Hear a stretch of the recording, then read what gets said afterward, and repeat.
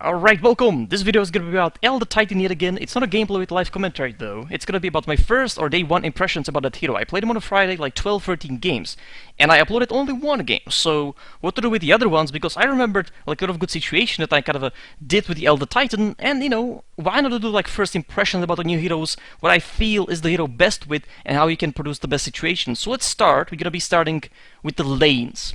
That could be a problem, because what you actually are you carry, are you supposed to be farming?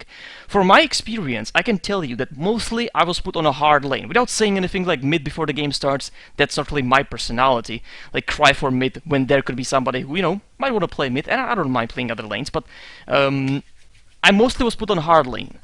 I was put on mid 2-3 times. This is one of them. I played against Storm. Even in the other one I played against Storm. It's okay. You have basic stats are very high.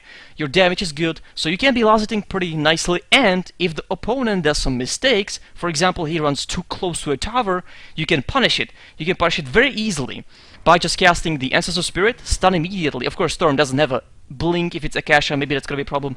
Tower hits are not dispelled, or not dispelling the Echo Storm. See, I did like 70% of damage just by 2 spells. I wasted, what, 100 something mana, and we are fine. On the other hand, I think it's better to have a combo on a lane.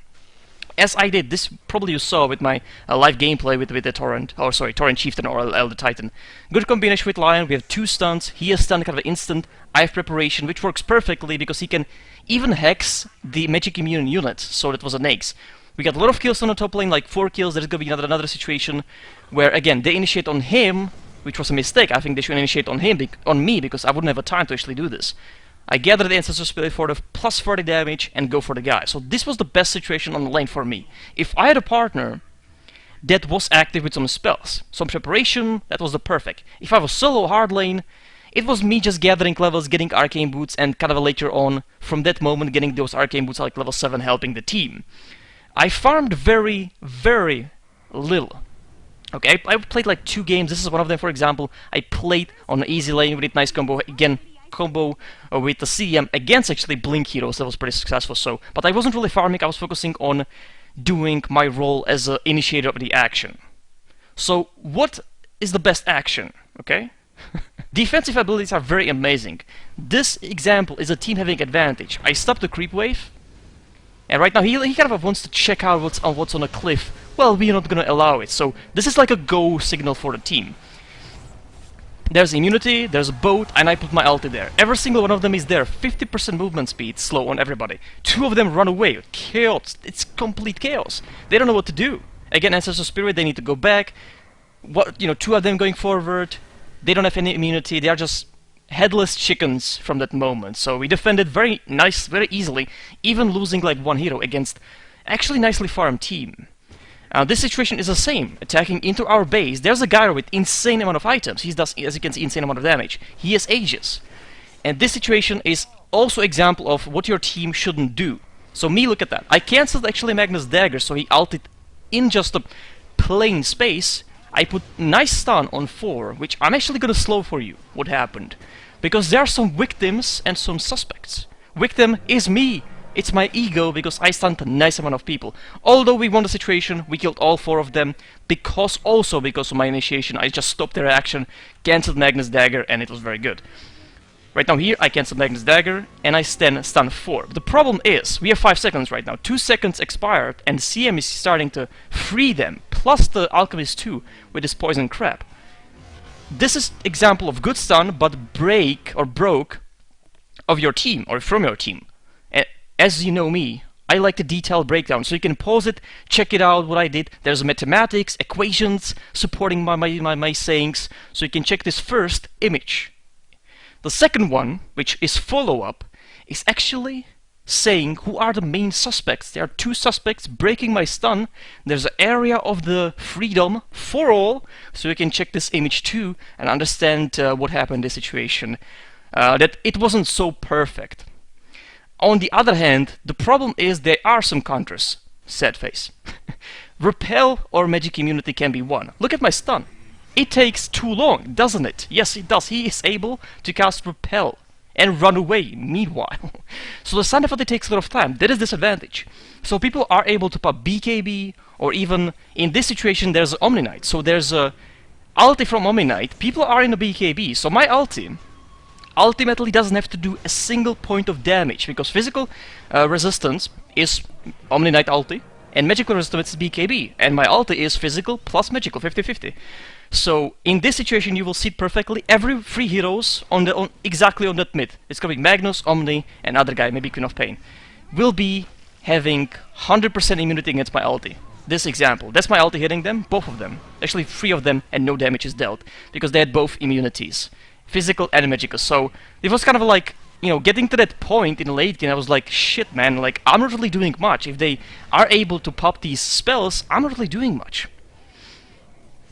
So that is what I see kind of as a counter. There's a lot of things, and in the late game it kind of even improves, with some heroes even more, with the Omni-Knight for example, or Silencer. Counters are definitely a big problem against you.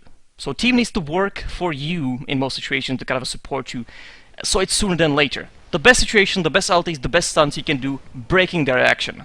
If they're initiating on somebody from your team, and you jump in. So for example, Gyro is in trouble. He killed one guy nicely, but he would be dead. Right now I'm putting ulti down, stun immediately follow up. Storm is gonna be basically wiped out by the Gyro. She's sleeping, creeps are attacking her, not breaking it. We're gonna break it now. Of course that was, by the way, glitched version of Echo Storm, so it broke a little bit too late, I think. But as you can see, this is the best situation. You breaking action. Again, they see only Arza at this point. I'm gonna wait for the clock to get there, stun 2 of them. 2 of them are 5 seconds in stun. We can focus on the other ones.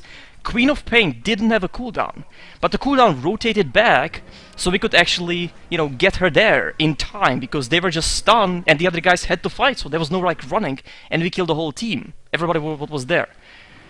This situation is kind of like, it could be bad because they, you know, Queen of Pain is gonna be wiped, but I'm gonna stun 2 of them, and Arza can fight freely Potch without any troubles, and then we can follow up. This situation is right now 2 against 3. It's gonna be 2 against 5 in the end, because when we are gonna be ending, Potch is gonna be revived.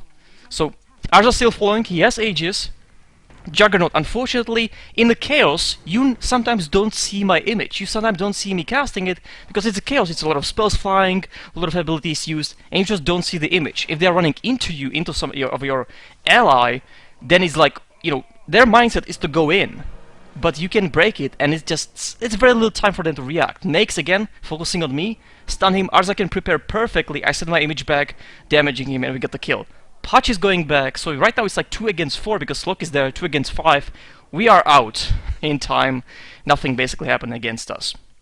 The next situation is, you know, Necrolyte being initiated on, and this would be completely disaster with any other hero. Me perfectly stunning 4 of the heroes with my ulti, and then we can actually follow it up. Team can, you know, appear, because there's a 5 seconds of delay, because I casted the ulti first, because they were initiating on him, so they were focusing solely on that, and my ulti was traveling to the like furthest distance and then exploding. So this was another situation. We killed actually 3, almost 4, and lost nobody.